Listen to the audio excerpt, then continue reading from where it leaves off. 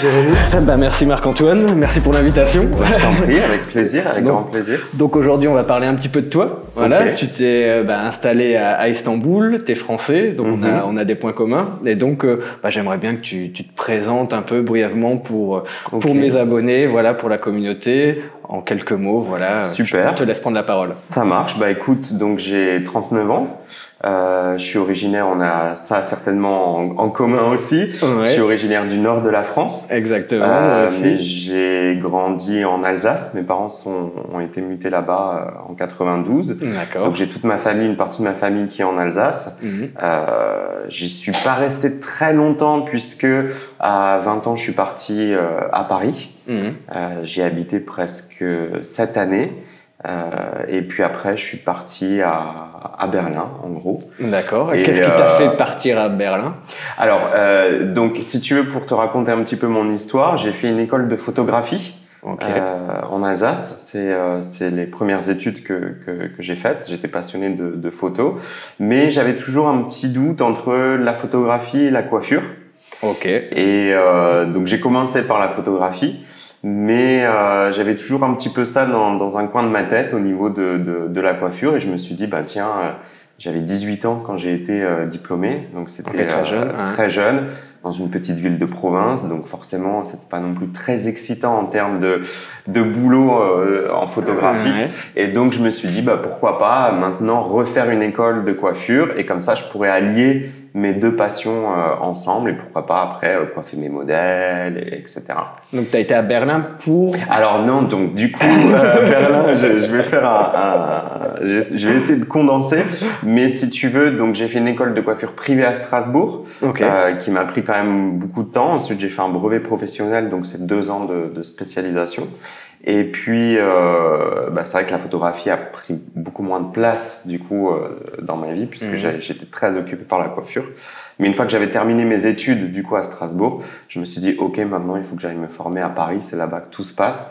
Donc je suis parti là-bas, j'avais à peu près 21 ans, 20-21 ans. Ok, donc tu as quitté l'Alsace pour aller à Paris. À Paris. Tu es resté quand même un petit moment à Paris. Pratiquement 7 ans. Et puis, mais je sentais que Paris c'était pas pour moi. Au final, j'ai pris ce que j'avais à prendre. Je me suis formé et j'ai eu beaucoup de chance de passer par des grands salons, de travailler pour des grandes personnes.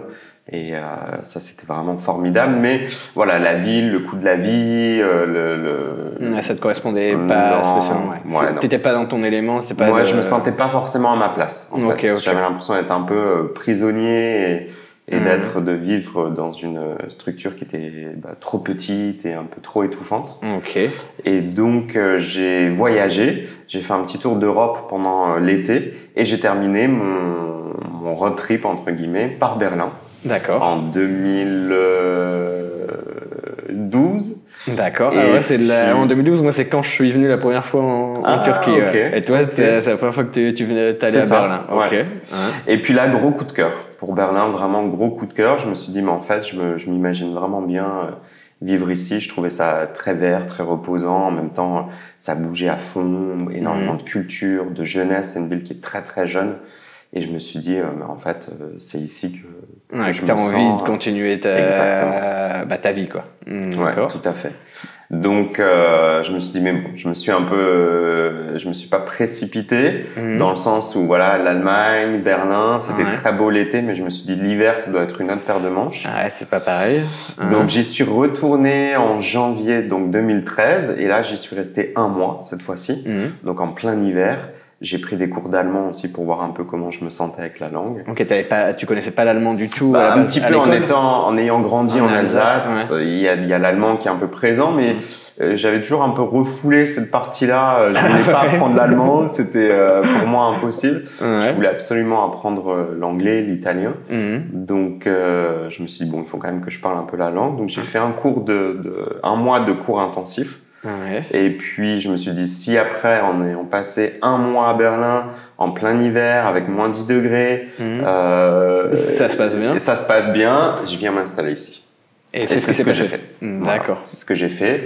Je suis arrivé à Berlin du coup en avril 2013. Avril 2013, donc là tu as posé tes valises là-bas et donc Qu'est-ce que tu as fait Alors, j'avais toujours ma clientèle à Paris. D'accord, donc lié à ton salon de coiffure. Voilà, donc j'avais créé à Paris un concept un peu, c'était vraiment quelque chose de très personnel. Donc j'avais recréé un petit salon dans mon salon, donc dans mon propre salon, dans mon 30 mètres carrés à Paris. D'accord. J'avais mis un miroir, une chaise, un fauteuil, enfin voilà, j'avais vraiment installé, recréé une petite ambiance, du coup très privée de salon de coiffure, mais du coup chez moi, et donc c'était vraiment que sur rendez-vous, les clients ne se croisaient jamais, donc ils avaient l'impression de vivre un moment particulier avec moi. D'ailleurs, mon premier business que j'ai monté à Paris s'appelait Marc-Antoine en particulier. Ok. Et c'est comme ça que j'ai développé une clientèle très fidèle. D'accord. Et en partant à Berlin, je me suis dit, je vais m'installer, je vais prendre des cours, mais je continuerai à aller sur Paris une fois par mois. Ok, faire des allers-retours. Donc Exactement. ton salon, dans le salon, était toujours à Paris? Alors, j'ai quitté cet appartement-là, mais du coup, j'ai transformé ce concept en domicile. C'est-à-dire que j'allais du coup chez mes clientes. D'accord. Et je faisais des prestations là-bas. Okay. Et à Berlin, qu'est-ce que tu as fait alors quand tu es arrivé ? Et à Berlin, j'ai appris l'allemand, je me suis familiarisé surtout avec la ville, j'ai pris un peu mes marques. Et puis très vite, je me suis dit, mais en fait, il faut que je recrée le même concept pour les expatriés justement français à Berlin, puisqu'il y a énormément il y a une très grande communauté d'expatriés à Berlin française. Et donc j'ai recréé le même concept, donc en particulier un salon dans mon salon à Berlin, dans mon appartement à Berlin. D'accord, donc ton salon, il s'appelle... Parce qu'il s'appelait Marc-Antoine en particulier. C'est ça. J'avais gardé plus ou moins le même nom. D'accord. Il n'y avait pas encore si tu veux, de marque, en tout cas, voilà. Mais ça a très très vite bien fonctionné. Ok, super. Et puis... Tu es resté combien de temps au final à Berlin alors, vu que là tu as Alors à Berlin, je suis resté... 2012 tu as été 2013. à Berlin. 2013, ok. Donc là tu as ouvert ton salon et tu es resté combien de temps? Jusqu'en 2015. Et en 2015, il y a un événement personnel dans ma vie qui a fait que j'ai quitté Berlin et je suis parti vivre à Barcelone et j'ai remonté le même concept à Barcelone. Est-ce que tu peux nous en dire un peu plus sur le concept? Donc là, je me suis dit, ok, il faut que je revienne un peu à la base, c'est-à-dire mes premières études, la photographie, ce qui me passionnait, l'art, la photographie, enfin tout ce qui va être artistique. Et je me suis dit, je vais essayer de créer un endroit où l'art va être invité à l'intérieur d'un espace de coiffure, d'un salon de coiffure. D'accord. Parce que pour moi, le souci avec les salons de coiffure, c'est très souvent aseptisé. C'est quelque chose qui a au final, qui parle pas à beaucoup de monde. Il y a pas d'âme, il y a pas vraiment de déco. Tout est toujours très classique. Tout se ressemble. Tous les salons de coiffure se ressemblent. C'est vrai, c'est ce que j'allais dire quand moi j'allais chez le coiffeur quand j'étais plus jeune. Bah oui, que j'allais dans un salon, que ce soit à Lille ou à Paris ou ailleurs. Souvent, c'était des petits salons de coiffure classiques. Et c'est vrai que la déco. C'est ça, en fait, on se dit, et d'ailleurs, quand on monte un business, un salon de coiffure, la première chose qu'on nous propose, ça va être du mobilier de coiffure, de la déco de coiffure, des magasins spécialisés dans la coiffure. Enfin, je veux dire, il n'y a rien, alors qu'au final... C'est des copier-coller, en fait. Ouais. Tout le monde va se fournir aux mêmes endroits, tout le monde a à peu près les mêmes choses, donc il n'y a pas de différence. Ouais. Et moi, j'avais envie de créer un endroit un peu unique où, au final, la décoration, au final, la déco que j'ai créée et l'ambiance et le design, c'était quelque chose de beaucoup plus chaleureux. Essayer de recréer justement un peu une ambiance, un peu d'appartement. D'accord. Comme ça, les gens se sentent un peu chez eux au final. Ouais, c'est ça. Ou alors, ils ont l'impression d'aller chez leur meilleur ami ou visiter un endroit qui va être sympa, qui va être cocooning, qui va... plus chaleureux, oui. Voilà, tu te sens à l'aise. Tu te dis, je suis pas dans un salon, je suis avec un ami, et puis on fait une coiffure, quoi, tout simplement. Donc, tout le mobilier que j'ai acheté ou la déco que j'ai faite, hormis les sièges de coiffure et les bacs à shampoing, tout le reste, c'est des choses que j'ai été chercher à droite, à gauche, et j'ai recréé cette ambiance-là. Donc ça, c'était déjà très important pour moi. Mais aussi de faire des partenariats avec des créateurs. J'ai une créatrice de bijoux aussi, qui vendait du coup ses bijoux dans mon studio. J'ai eu un créateur de parfums. Il y a eu plein de choses. Du coup, j'ai invité plein d'artistes, plein de personnes à venir partager ce lieu-là avec moi pour offrir aussi quelque chose à la clientèle qui était différent et qui ne s'arrêtait pas juste aux cheveux. Non, en fait, tu vendais aussi une petite expérience, quoi. Voilà, tu vendais, voilà, toi, tu étais à l'écoute. En plus, tu proposais des petites choses en plus. Donc, ça sort un peu des salons de coiffure communs. Donc, ouais, voilà. Donc, c'était ça un petit peu ta force. Et donc, tu as réussi donc à allier le fait que tu sois un petit peu, t'es même artiste parce que voilà, pour la photographie, la coiffure, pour moi, c'est aussi un art parce que couper les cheveux, c'est pas si facile que ça. Donc, voilà. Donc, tu as réussi à tout regrouper dans ce concept-là. C'est ça. Et le dernier point important pour moi, c'était comment amener justement la photographie ou la peinture ou comment je vais pouvoir apporter ça au sein de mon studio. Donc, je me suis dit, mais en fait, à Berlin, donc j'ai des très beaux murs, quelque chose qui est vraiment ancien, qui n'a pas été refait à neuf. Donc vraiment, c'est un côté très brut.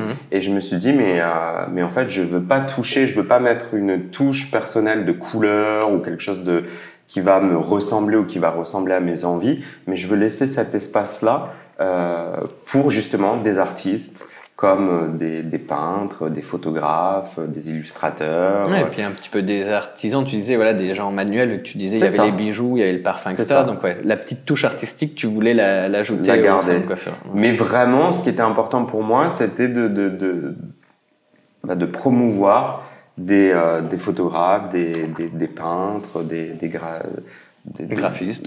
Exactement. Donc, je me suis dit, quoi de mieux que de proposer mes murs à ces artistes-là, à ces jeunes créateurs qui souvent ont du mal à trouver des galeries d'art ou à faire exposer leur photographie, et aussi apporter une expérience vraiment unique à la clientèle, c'est-à-dire qu'il y a énormément de personnes qui pensent que aller voir une exposition dans une galerie d'art, c'est quelque chose d'inaccessible. C'est un peu l'élite. Voilà, c'est un peu différent. Ouais. C'est exactement ça.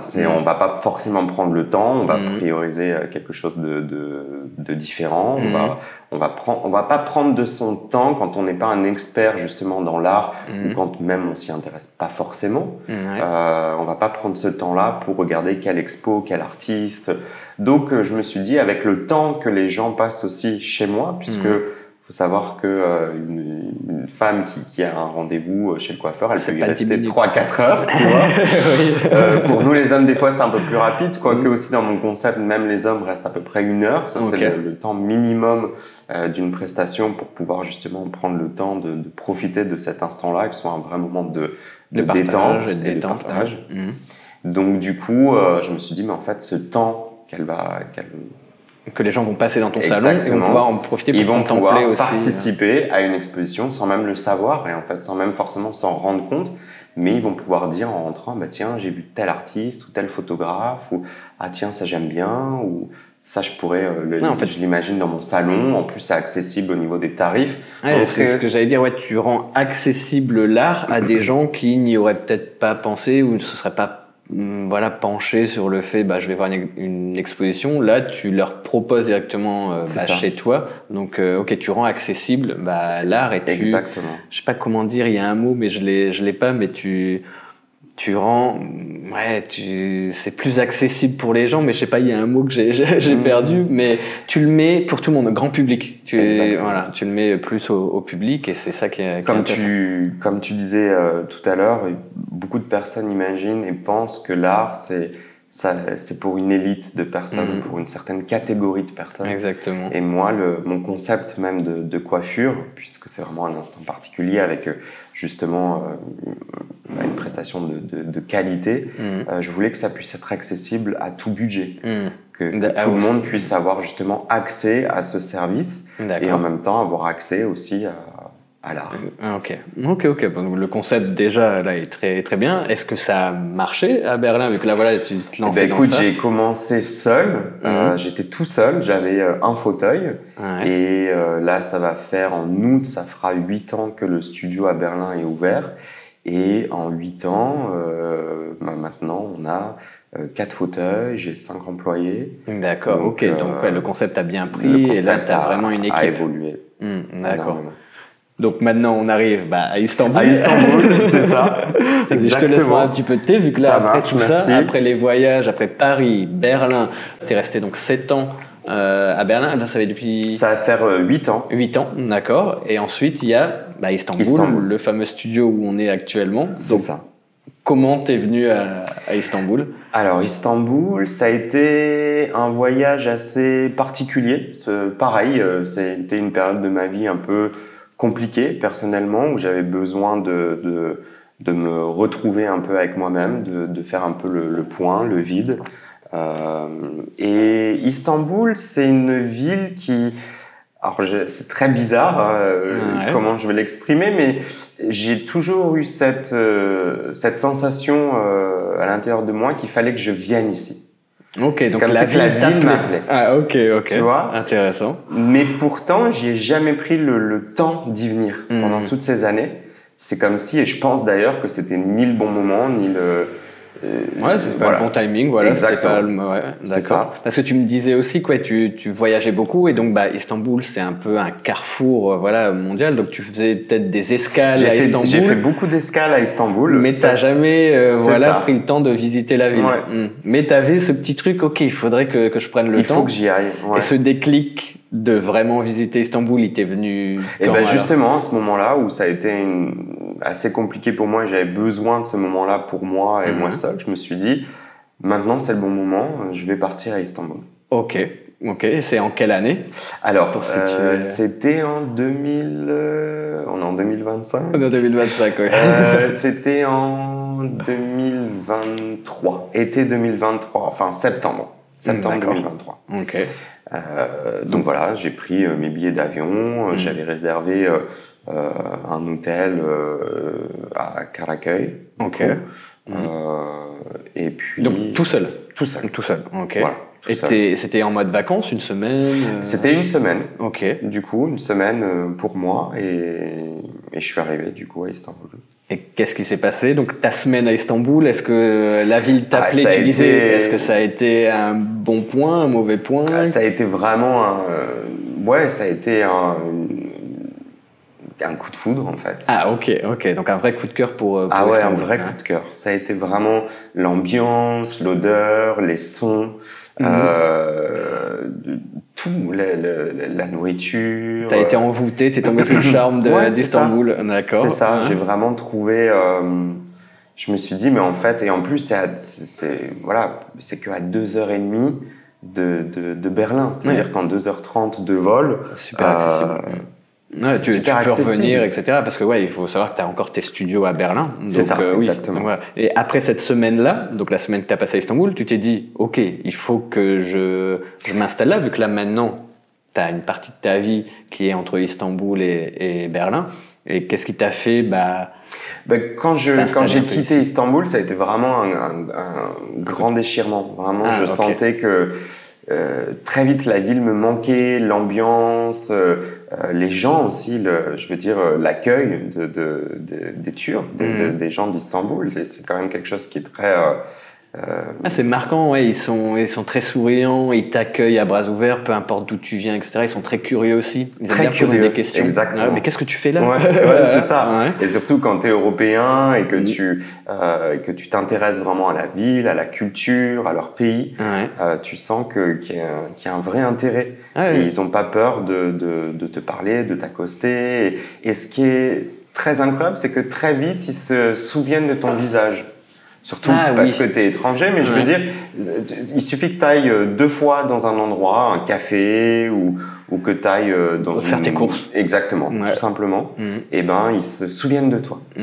Il y a un petit sourire, tu vois que c'est différent. Déjà, il y a un sourire parce que tu as un nouveau visage, en fait. Voilà, donc tu arrives, ils te connaissent pas, donc voilà, ils vont s'intéresser un peu. Après, je suppose que tu ne parlais pas turc non plus. Non, pas donc du voilà, tout. Il y a toujours, on sait qu'ils savaient que tu étais étranger, et moi, c'était pareil. Donc il y a un contact qui se fait, et dès que tu reviens, tout de suite, alors, qu'est-ce que vous devenez, comment ça va, etc. Et il y a tout de suite un petit lien. Pourtant, on est dans une ville de 16 millions d'habitants, mais les gens, je sais pas, il y a cette proximité que j'aime bien. Les gens sont accueillants, souriants, ils parlent avec tout le monde, avec le cœur, et j'ai ressenti un peu la même chose. C'est pour ça que moi, à la base, je devais rester juste une dizaine de jours. Finalement, je suis resté plusieurs mois de la première fois que j'y suis allé. Donc toi, un vrai coup de cœur. Donc déchirement parce que tu retournes à Berlin. C'est ça. Et donc, qu'est-ce que tu te dis là là, je me dis, ok, maintenant je suis revenu. Je sens que ma place n'est plus à Berlin. Je sens que j'ai fait le tour. Je suis fier de ce que j'ai créé, de ce que j'ai accompli à Berlin. Mais en fait, je n'ai plus rien à faire ici, vraiment, en tout cas, personnellement. Tu avais plus d'attache personnellement et tu te disais, ok, c'est le moment peut-être de prendre un nouvel envol. Exactement. Et je me suis dit, en fait, pourquoi pas Istanbul. Donc, j'ai fait beaucoup d'allers-retours. Je restais 3-4 jours, je visitais un peu. Parce que je veux dire, Istanbul, c'est quand même immense. Donc, il faut aussi voir un peu où tu as envie de t'installer, côté Europe, côté Asie.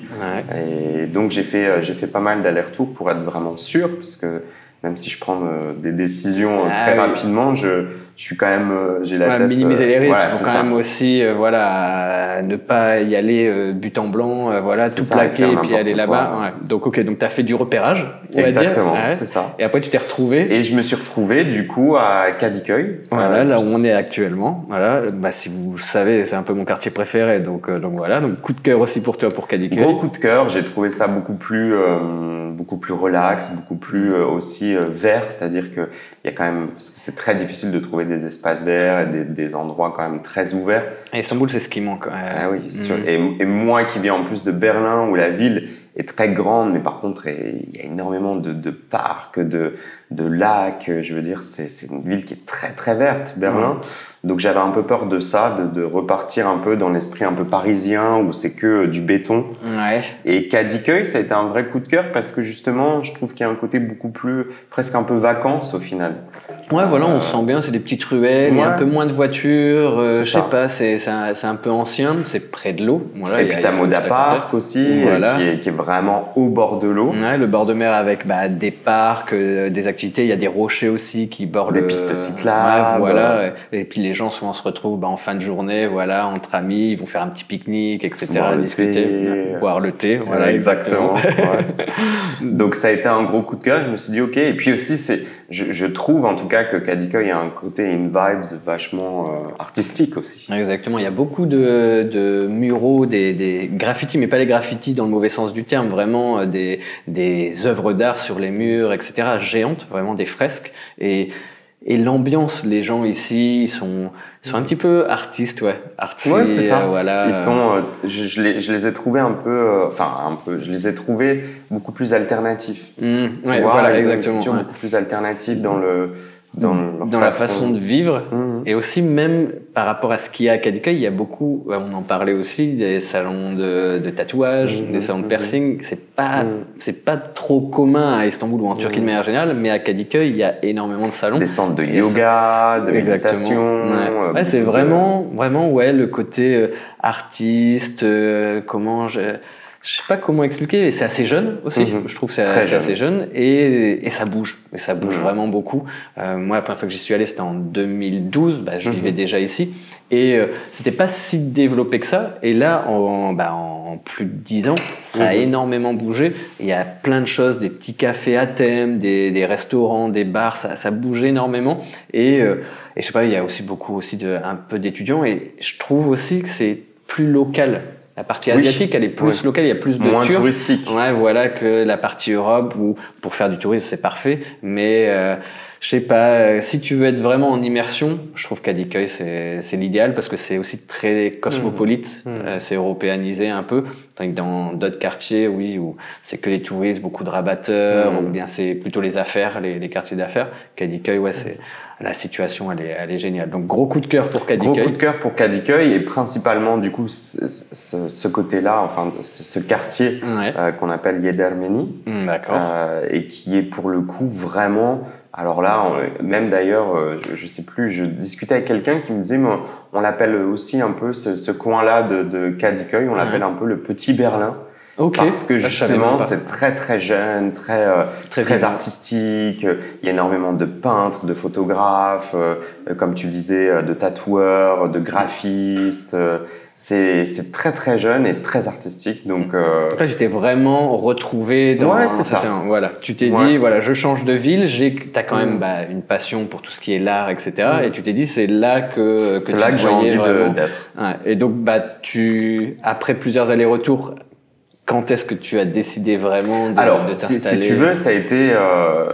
parce que ça n'a pas été non plus hyper facile. Hein. D'accord, à quel niveau ? Au niveau du visa, surtout. Ok. Parce que, en bon européen que je suis arrivé ici très naïvement en pensant que j'avais absolument pas besoin de visa pour rien du tout. Ouais, tu pensais que tu pouvais rester sur le long terme sans visa. Et je me suis dit, mais en fait, le visa de 90 jours, c'est un peu comme en Asie ou comme en Australie, ou quand tu es européen, il suffit que tu quittes le pays un jour pour revenir le lendemain, entre guillemets. Et accumuler 90 jours. C'est ça. Et ça existait avant.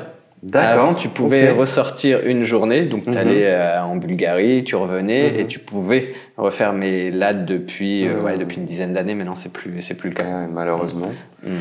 Et du coup, je me suis dit, bon, je vais m'installer tout doucement.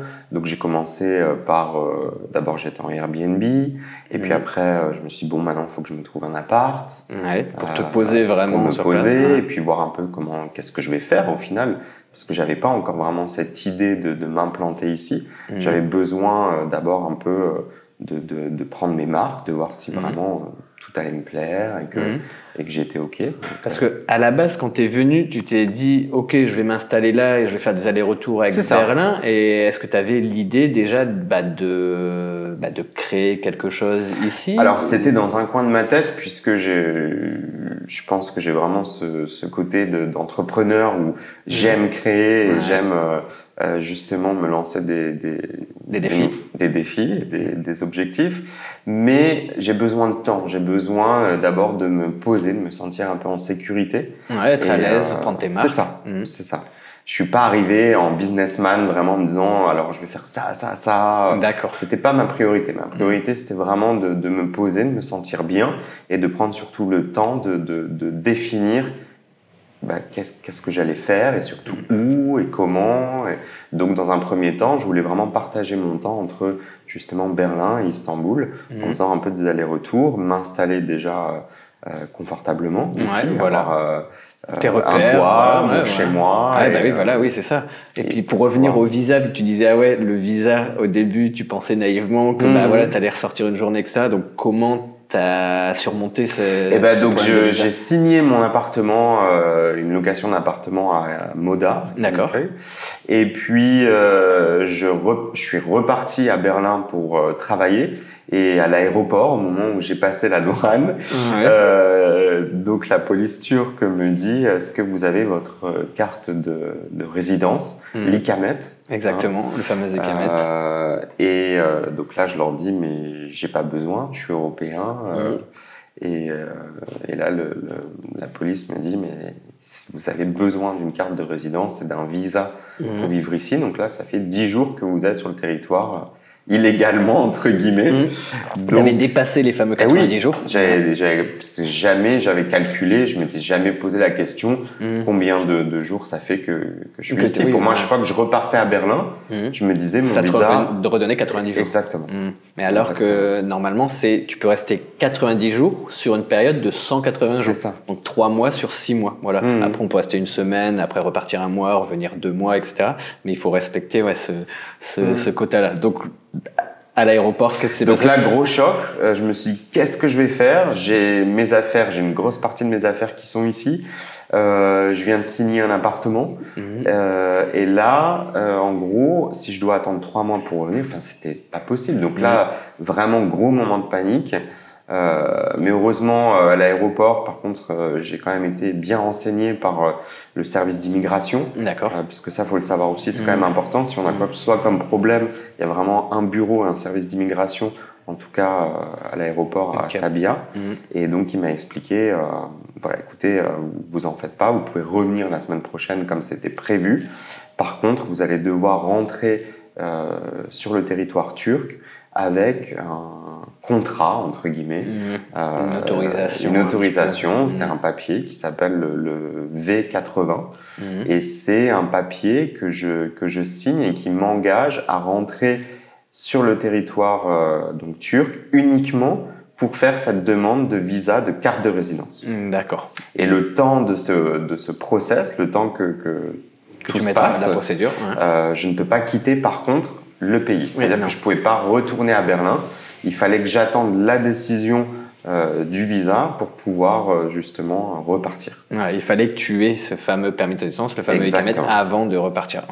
Donc je suis revenu ici, j'ai annulé du coup mon appartement parce que il faut savoir aussi que la seule solution, en tout cas la seule option qui me proposait, c'était de faire un ICAMET touristique, donc un visa touristique. Et on sait tous, en tout cas ceux qui s'intéressent à venir vivre justement à Istanbul et à quel point c'est compliqué. Et en tout cas, il y a 99% de chances que ce soit refusé. Surtout là maintenant, avant c'était beaucoup plus facile, mais là on parle c'était en 2023. Donc il y a 2 ans, c'est sûr que les règles ont été beaucoup plus strictes par rapport à ça. Donc comment tu as pu... je savais que c'était perdu d'avance. En fait, je savais que ça allait être refusé, mais je me suis dit, j'avais pas le choix, il fallait que je revienne, que je puisse justement gérer tout ça et que je pense à une solution. Donc je me suis dit, je vais utiliser cette période-là, le temps de la réponse du visa, pour voir justement me poser les bonnes questions et voir... et préparer la suite aussi, un plan B au cas où. C'est ça, et puis surtout ne pas louer du coup cet appartement, ne pas m'installer réellement maintenant parce que pas t'investir tout de suite parce que sans être sûr que tu puisses rester. Donc est-ce que ton visa a été accepté ou refusé? Refusé. Voilà. Du coup, ça a été refusé comme je le savais. C'était mais pas tu t'étais préparé. Voilà, je m'y étais préparé. Tu sais la raison? Est-ce qu'ils t'ont expliqué quelle était la raison ou pas du tout? Non, ils ont juste envoyé le fameux message, voilà, ça a été refusé et tu sais pas. Ok, d'accord. Non, il y avait vraiment, il y avait aucun message explicatif. Et donc, du coup, je me suis dit, bon, ok, pendant 3 mois, je suis puni de Turquie, c'est-à-dire que je peux plus rentrer sur le territoire. Donc, c'est pas grave, je vais rentrer à Berlin. Et du coup, là, cette fois-ci, je vais préparer mon retour. Mais je vais le préparer correctement avec les bonnes informations et surtout avec l'aide, puisque surtout en ayant attendu, si tu veux, ces 2 mois ici de visa, là je pouvais plus sortir du pays, donc je suis vraiment resté 2 mois ici.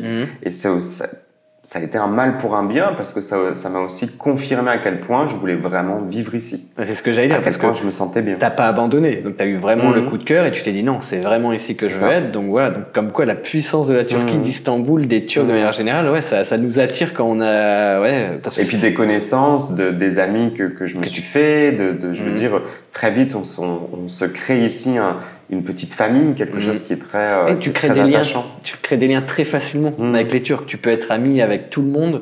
Là, je suppose, là où on est situé, je suppose que tu connais un peu tous les commerçants, les gens autour. Voilà, et c'est très rapide, contrairement à la France, où je trouve que tu peux être même dans un immeuble, tu peux ne pas connaître tes voisins alors que tu y restes pendant 1 an, 2 ans et les gens ne te disent même pas bonjour ou font même pas attention. Ici, tout de suite, les gens sont très accueillants et je suis sûr ils ont dû te poser... Pardon de te couper, et pas que la France en général, vraiment l'Europe aussi. Parce oui, que donc à Berlin, tu ressentais aussi ça? À Berlin, moi, ça fait 8 ans que mon studio est ouvert. Donc moi, je suis au rez-de-chaussée, mais je veux dire, comment dire les voisins, les étages au-dessus. C'est ça, les voisins, les étages d'au-dessus, au bout de 8 ans, me disent toujours pas bonjour. Ouais, voilà. Tu vois, parce que pour eux, je suis juste le coiffeur, je suis pas leur voisin. Enfin, c'est vraiment. Pas de lien. C'est très difficile. Très, très, très difficile. Donc là, on revient. Donc voilà, donc là, tu as préparé, etc. Et donc, comment tu as préparé ton installation? Là, je me suis dit, OK, maintenant, il faut vraiment que j'ai un plan concret. D'accord. C'est-à-dire, qu'est-ce que je vais faire à Istanbul?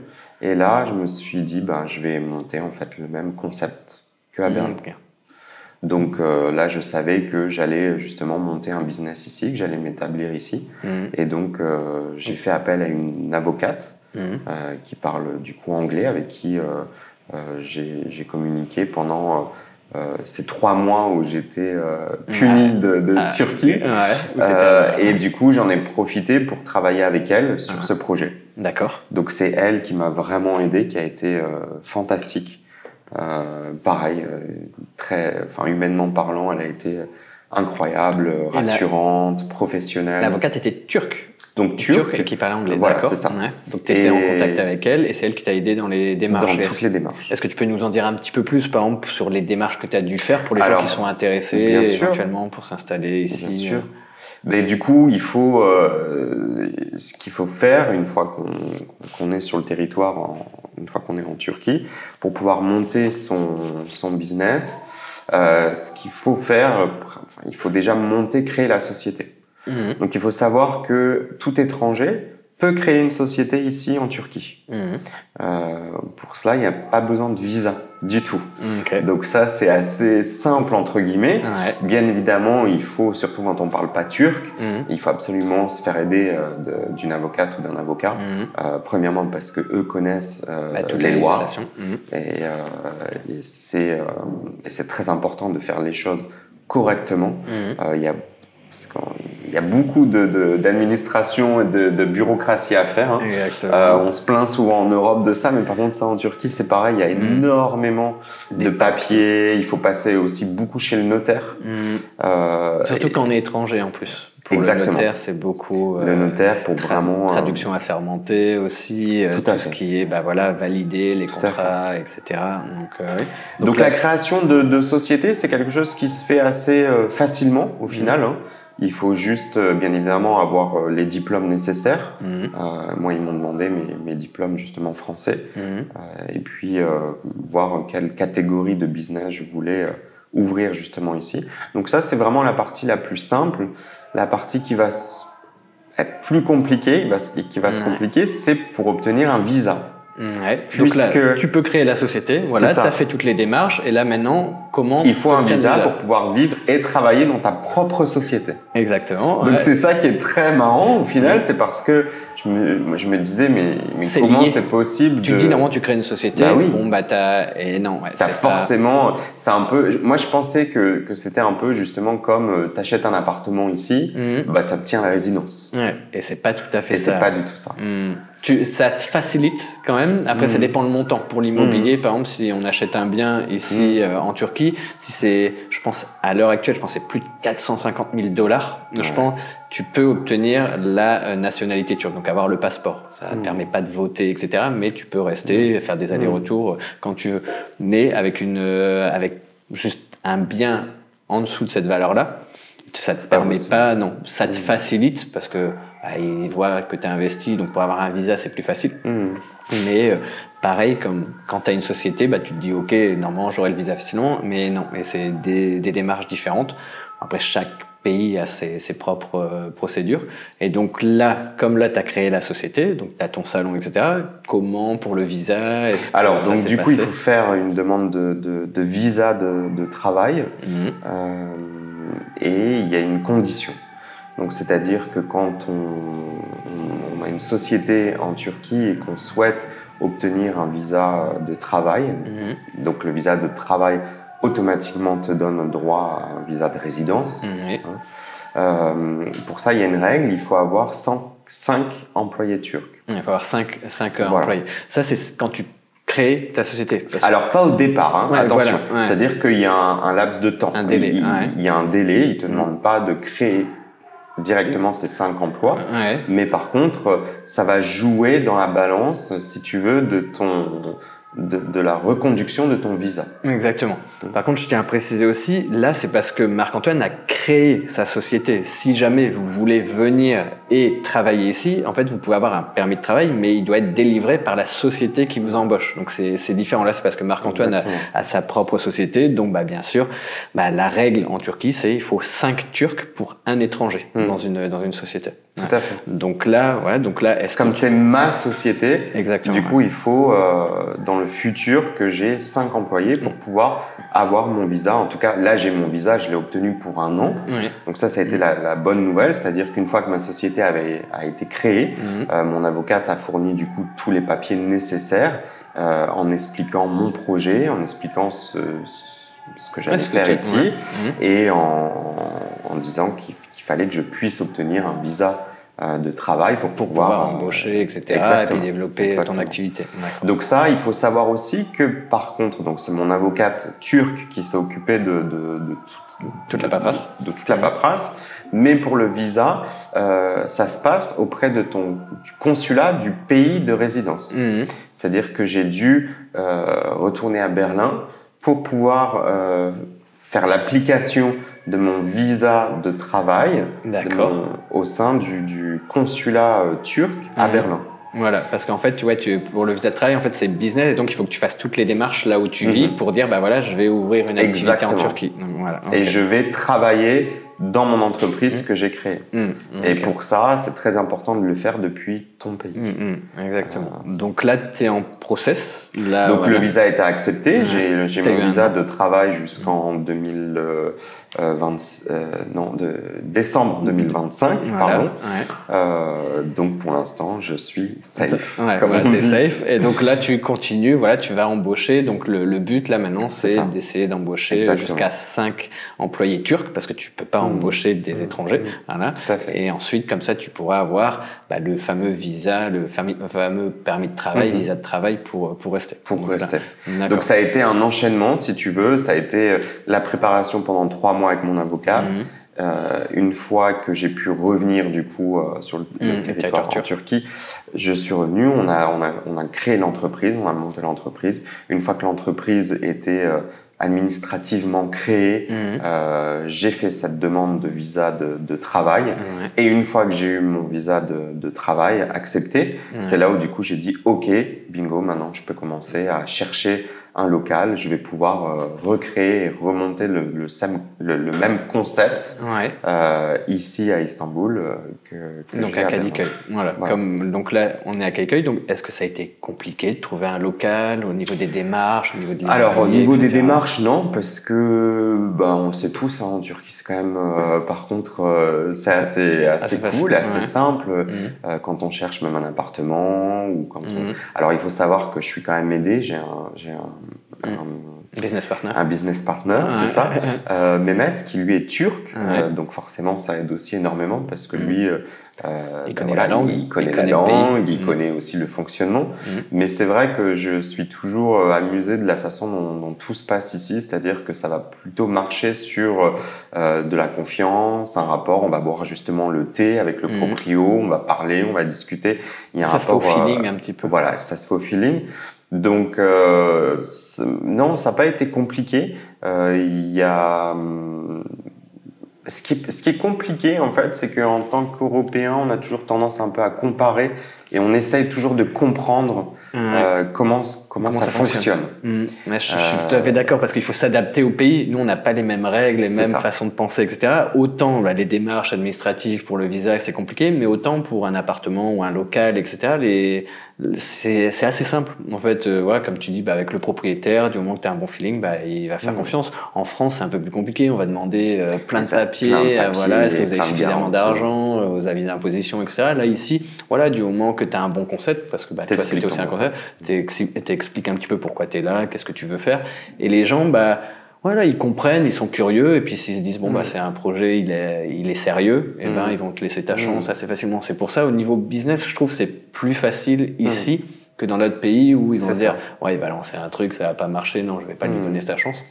Donc là, t'as trouvé, avec le propriétaire, t'as discuté, t'as eu le local où on est actuellement. C'est ça. Voilà, donc toujours à Cadiqueuil. Et là, maintenant, c'est quoi la suite? Donc, on a ouvert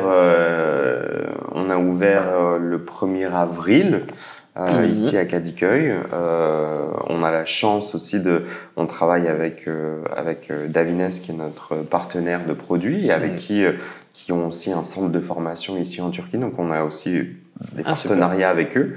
Donc ça c'est vraiment super parce que ça rajoute un truc en plus aussi.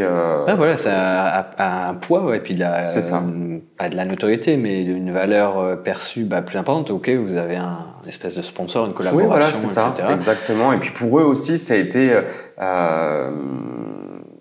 Je pense que c'est aussi un bénéfice pour eux. Et puis aussi, ils sont, comme tu disais, ils sont très curieux parce que je suis un peu le seul Français à venir ouvrir un salon de coiffure ici. D'ailleurs, ils me demandent tous, mais qu'est-ce que tu fais ici? Pourquoi? Nous, on est justement là, on aimerait pouvoir avoir cette chance de découvrir l'Europe et tenter notre chance justement en Europe. Et toi, en fait, tu fais l'inverse. Donc, ils sont aussi... ils sont étonnés. Ils sont étonnés de voir des Européens ou des étrangers venir en Turquie parce que tous les Turcs veulent en fait partir. En fait, ils veulent quitter la Turquie la plupart du temps. Et au final, là... Donc, c'est pour ça qu'on a réussi à monter aussi quelque chose de sympa avec cette marque parce que ça ils sont intéressés par qui je suis, par mon histoire, et puis ton concept aussi qui est intéressant parce que je ne pense pas avoir vu un concept similaire. Donc pour répéter, c'est un salon de coiffure mais qui permet à des artistes d'exposer. Là on peut le voir avec les photographies, c'est Ilia que... Du coup c'est Ilia, c'est notre première exposition. On a fait son vernissage puisque c'est ça aussi le but, c'est de promouvoir un artiste mais aussi de lui organiser un petit vernissage pour pouvoir inviter notre clientèle ou des amis, toutes les personnes qui... Et c'est là où on a eu l'occasion de se rencontrer. Tu m'as envoyé un petit message sur Instagram, et puis donc j'ai eu la chance aussi de rencontrer Ilia. Donc Ilia, c'est un photographe qui utilise la pellicule, les photos pellicules pour faire ces photos. Donc ça 35 mm. Voilà, 35 mm. Et donc tu m'as invité gentiment sur Instagram. Donc j'étais venu avec mon papa et donc c'est comme ça qu'on s'est connus. Et donc je trouvais le concept vraiment bien parce que c'est vrai que je suis déjà allé dans des expositions, etc. Mais c'était juste quand je passais par là. Et puis là, le fait que tu me dises ça, je me suis dit tiens, c'est intéressant. En plus, c'est à Cadiqueuil, donc j'adore. Donc c'était l'occasion de passer. Et donc voilà, donc t'as ouvert le salon de coiffure, tu as trouvé quelqu'un pour un artiste pour exposer, et le concept un petit peu c'était tous les 3 mois d'après ce que tu me disais. C'est tous les 3 mois, exactement. Il y a un roulement. C'est exactement. Le but c'est aussi de laisser de la place à d'autres artistes et de ne pas garder l'exposition non plus trop longtemps. Et en même temps 3 mois, c'est aussi 3 mois si tu veux. J'ai pensé à ce temps à cette période-là parce que c'est un peu la clientèle va revenir un peu tous les 3 mois. Tu vois la clientèle donc ils le voient une fois et quand ils vont revenir, ça va être une nouvelle exposition. Exactement. Ok, ça tu me l'avais pas dit. C'est ce qui permet du coup d'avoir ce renouveau. Si on le laissait pas assez longtemps, ça permettrait pas à tout le monde de voir. Et si on le laissait trop longtemps, ça serait un peu trop répétitif. Et au bout d'un moment, les gens associent un petit peu. Ça ferait office de décoration alors que c'est à la base une exposition. Tout à fait. Ok. Donc par rapport à tout ça, super. Déjà merci Margot pour toutes les précisions. J'espère que si jamais vous avez besoin de créer une société ou si vous voulez venir à Istanbul vous installer, sachez qu'il faut un visa. Voilà, il faut un permis de résidence. Et surtout un bon avocat. Ça c'est vraiment. Être bien encadré. Moi, j'avais pas un avocat à l'époque, mais j'avais un traducteur assermenté et qui connaissait un petit peu. C'est lui qui avait un petit peu les contacts. Donc, c'est pour l'échange parce que je parlais pas turc du tout. Ah oui, et en parlant de turc, est-ce que tu parles un peu turc? Je commence surtout à comprendre. Donc c'est déjà une bonne chose. Mais il faut savoir quand même que je parle français, anglais, espagnol, allemand, et donc là turc, du coup ça rajoute commence, encore, voilà, c'est ça. Ça fait beaucoup. Ça fait un peu beaucoup, donc j'ai un peu plus de mal, mais en tout cas je commence à le comprendre de mieux en mieux, donc c'est déjà un bon début. Ok, parce que là au final, oui, c'est assez récent. T'as pas pris de cours de turc, non, rien non, du tout. Non, donc c'est vraiment autodidacte, t'apprends sur le tas. Parce qu'on a ouvert, comme je t'ai dit, on a ouvert au mois d'avril, on a eu un mois de rénovation complet, on a trouvé ce local qui est top, mais on voulait vraiment le mettre aussi à notre goût, à notre style, faire aussi un clin d'œil à Berlin, que ce soit un peu dans le même concept, quelque chose d'assez brut. C'est pour ça qu'on a mis, tu vois, le sol, du béton, alors qu'avant il y avait un beau carrelage. Enfin, le but c'était vraiment, volontairement, le but c'était de donner un aspect un peu plus brut et industriel pour faire justement le lien et le clin d'œil à Berlin. Donc, et que tu as même mis sur ton logo Berlin-Istanbul. Exactement, exactement. Le but, c'est d'essayer de faire fusionner aussi un peu ces deux studios et même au niveau de mes équipes. C'est-à-dire que là, on va faire un shooting de la nouvelle collection pour le studio d'Istanbul et de Berlin. Donc, mon équipe de Berlin va venir à Istanbul. Ah, super. Et le but, c'est aussi que les équipes puissent se rencontrer, que l'équipe d'Istanbul puisse rencontrer l'équipe de Berlin, qui puissent un peu fusionner, justement travailler et apprendre se former un chacun. Petit peu avec leur expérience à Berlin. Exactement. Ah oui, non, c'est top. Et ils ont prévu de venir quand Et ils arrivent dans 10 jours à peu près. Okay. Ils vont rester 3-4 jours ici. Bah, super. On va et ils connaissent Non, pas première du tout. fois. Découverte, etc. C'est top. Et j'espère d'ailleurs de tout cœur aussi pouvoir après faire la même chose avec mon équipe d'Istanbul et de pouvoir leur donner la chance de venir aussi en Europe. Ça va être plus compliqué pour les visas, mais en tout cas je le souhaite parce que je pense que c'est ça qui est important aussi. En fait, ce que j'ai vraiment réalisé, c'est qu'à Istanbul et en tout cas en Turquie, il y a énormément de talents. C'est des gens qui travaillent énormément. C'est des bosseurs. Qui bossent, mais sans relâche. Et je pense qu'il y a des vrais talents cachés. Et il faut savoir les capter et les garder. On ne s'intéresse pas forcément à eux. Ouais. Et du coup, moi, mon but aussi, c'est de pouvoir essayer de trouver un peu ces talents-là cachés, de pouvoir un peu les former. Et si leur rêve est justement de pouvoir un jour travailler en Europe, c'est de pouvoir les préparer aussi à notre façon de vivre, et leur donner l'opportunité. Exactement. C'est super valorisant de se dire si tu peux aider un jeune talent, on va dire, et lui permettre de pouvoir voyager, etc. C'est toujours bien, parce que les Turcs, c'est très compliqué pour eux de voyager. Je disais façon de vivre, mais c'est plus une façon de travailler, puisque en Europe et en Turquie d'ailleurs, on a des codes de travail complètement différents. Donc pour moi, c'est ça qui est important, c'est aussi de pouvoir les préparer. C'est comme moi, j'aurais aimé peut-être que quelqu'un me prépare à la Turquie depuis l'Europe en me disant le travail ça se passe comme ça, puisque c'est ce que je disais, c'est très différent. C'est quand même deux mondes qui sont très très différents, même si en même temps j'ai l'impression qu'on est très proches.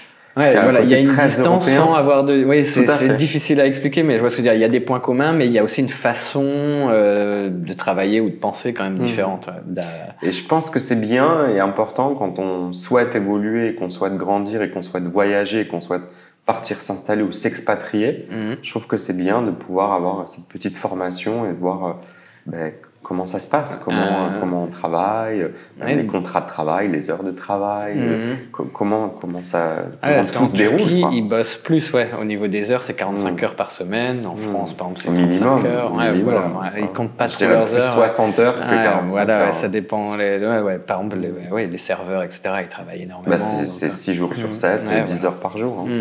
C'est énorme. C'est pas la même façon de travailler. Et c'est pour ça que les Turcs, ils bossent énormément. Et donc, tu vas avoir des jeunes talents qui bossent en plus, donc Donc c'est pour ça, j'ai vraiment envie de m'intéresser à eux et de pouvoir leur donner leur chance aussi de les faire grandir, évoluer et de les former pour pouvoir un jour les voir partir et justement être heureux peut-être ailleurs.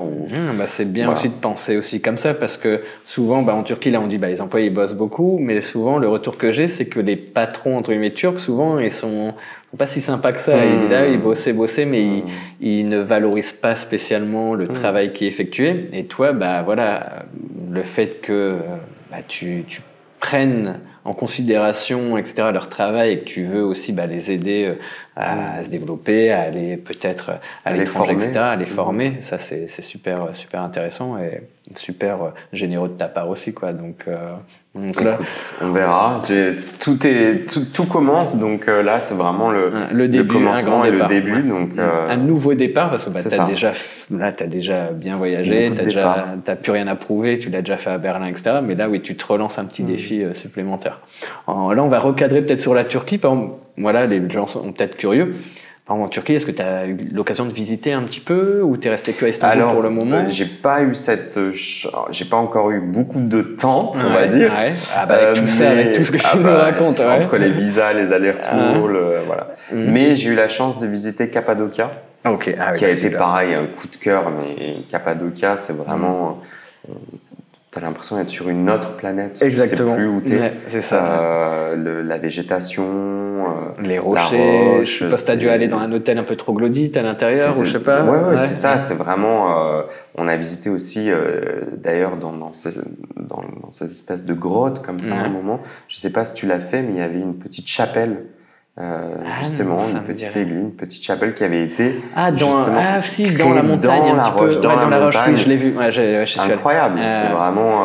J'ai eu l'occasion d'y aller. Je suis allé aussi dans un hôtel où il y a beaucoup d'hôtels qui sont directement dans la roche, donc c'est un peu particulier parce que les chambres, il fait un peu frais, puis t'as un peu la roche qui peut tomber, etc. Mais c'est super. C'est un peu c'est la région de Turquie où il y a les montgolfières. Pour ceux qui ne connaissent pas trop, voilà, en Cappadoce, il y a beaucoup de ça. Je sais pas si tu as eu l'occasion de le faire. C'est magnifique. Tu l'as fait? Il faut se lever. Je suis pas monté. Mais t'as vu un peu. Mais voilà, je me levais tous les matins un peu, lever du soleil vers 6 heures pour aller voir les départs et juste le silence, quoi. Si tu te mets un peu en hauteur. Il y a un point un petit peu où tu peux repérer. T'as eu cette chance et tout ça. Moi, j'ai vu aucune montgolfière parce que je suis resté une semaine et il y avait trop de vent et donc on voulait réserver et on pouvait pas. Donc voilà, donc je l'ai pas vu. J'y suis allé. Je me suis levé 3 fois, je pense, à la suite très tôt. C'est vrai. Et donc on attendait. Et puis les montgolfières ont jamais décollé. Ça dépend vraiment de la météo. C'est un coup de chance. Mais voilà. Et pourtant il faisait très beau, mais c'est le vent. Donc voilà. Donc la Cappadoce, voilà. Donc Cappadocia et voilà. Pour l'instant, c'est. D'accord. Et donc par rapport à Istanbul, c'est Kadıköy ton endroit préféré. Et par rapport à la nourriture, la gastronomie, est-ce que t'as. Moi c'est Qu'est-ce que t'aimes? Turkish breakfast. Le petit déjeuner turc, c'est vraiment. Je trouve que ça regroupe tout au final. C'est un espèce de brunch. Sucré, salé. Et puis t'en as pour toute la journée. Tu le manges assez tard le matin et t'as un peu tout. Donc c'est ça ton coup de cœur, c'est le kebab. Ouais, c'est vraiment ça. Après, il y a forcément plein d'autres coups de cœur. Je veux dire, la gastronomie est incroyable. C'est vraiment varié. Entre les desserts. Je veux dire, même ça, j'ai été d'ailleurs très étonné parce qu'en étant français, on a l'impression d'avoir un peu ce monopole de la pâtisserie, des gâteaux, la gastronomie française, ça surtout à ce niveau-là. Et quand j'ai découvert les boulangeries, les pâtisseries ici, vraiment les gâteaux, je veux dire tout ce qu'ils font, je me suis dit mais c'est incroyable, vraiment incroyable. Je m'attendais pas à autant aussi de raffinement et de détails dans les gâteaux et de pâtisserie. J'avais vraiment en tête plus le côté baklava, vraiment des choses très clichés, classiques turcs. Très classiques turcs, mais en fait pas du tout. Une fois qu'on vit ici à Istanbul, on se rend compte que la pâtisserie, c'est vraiment. Il y a le Saint-Sébastien. J'adore. C'est un truc. C'est génial. Vraiment. Donc t'es plus sucré que salé. Les deux, mais c'est vrai qu'en vieillissant, j'ai ce truc-là pour le sucre un peu plus présent. Ok. Donc toi, le petit déjeuner, moi j'aime bien tout ce qui est Iskender et tout ça. Moi c'est plus salé. J'aime bien le sucré, mais dans un second plan. Et après j'avais oublié peut-être, c'est peut-être plus indiscret cette fois-ci, mais c'est au niveau du budget. Tu vois, par exemple, pour ouvrir une société ici, est-ce qu'il faut nécessairement avoir beaucoup d'argent ou Alors, tout va dépendre de quelle type de société aussi tu souhaites ouvrir. Oui, au niveau du loyer, au niveau de tout, au niveau du coût de la vie de manière générale. Et on va dire que pour moi, en tout cas, pour les investissements, les investissements, on va parler aussi au niveau de ce que coûte le visa, les démarches administratives, de l'avocate, Alors, il faut savoir, ici à Cadiqueuil, en tout cas, et puis là, ces dernières années, en tout cas ces derniers mois avec l'inflation, c'est énormément... ça a énormément augmenté. Ouais, ça devient très cher. Ça devient... Je dois juste éternuer. Vas-y. Attends. Regarde la lumière, tu vas voir, ça va te faire éternuer. Ouais. Non souvent, je regarde le soleil. Non, c'est bon. Ok, c'est parti. Ouais, c'est bon. Pour te remettre un petit peu le micro mieux. Je bouge pas trop avec le micro, ça va? Non, c'est juste de temps en temps, il frotte un peu sur Ça dérange pas. Ok. Donc par rapport un peu au budget, aux dépenses, voilà, pour t'installer et puis pour créer ton activité. Alors il faut donc comme je te disais avec l'inflation aussi, les prix des loyers ont énormément augmenté. Ça c'est pareil, il faut pas chercher à comprendre par exemple le prix du mètre carré en fonction de tel endroit ou tel endroit parce que ça n'a rien à voir. Tu peux payer. C'est ça aussi qui a été très difficile, c'est que quand je cherchais un local ici à Istanbul, je me disais, pareil, en Europe, on va se dire, dans tel quartier, je vais payer tant, dans tel quartier, ce sera tant. Ici, pas du tout. Je veux dire, il peut y avoir, ça peut être un loyer là et l'immeuble d'en face, c'est 3 fois plus cher. Enfin, voilà, tout est... Mais le loyer ici, donc à Cadiqueuil, on a à peu près 45 mètres carrés ici, en local. Donc là, c'est ton local ici, ouais. Ici. Donc, voilà. Là, je parle vraiment de ce que ça m'a coûté, du budget que ça m'a coûté de monter une entreprise. Mon salon de coiffure ici, entre, comme je te disais, les avocats, l'administratif, les visas, le loyer, les garanties, les dépôts, et tout ça, l'assurance, le matériel, le mobilier, etc. Ça m'a coûté à peu près 20 000 euros. 20 000 euros au total, voilà. tout inclus. Ouais. Okay. Donc, mais après, pareil, moi j'aime beaucoup créer et faire de moi-même. Donc même au niveau du mobilier, c'est pareil. Ça m'aurait coûté, je pense, le double si j'avais pris que du mobilier de coiffure, de salon de coiffure. Là, je veux dire, tout ce que tu vois ici pratiquement, en face de la caisse, c'est 2 morceaux. Enfin, c'est le même meuble que tu vois là, qui est ici, où j'ai trouvé ça il y en avait 3, tous les 3 étaient pareils, en bois brut, que j'ai payé, il me semble, 25 euros, 30 euros.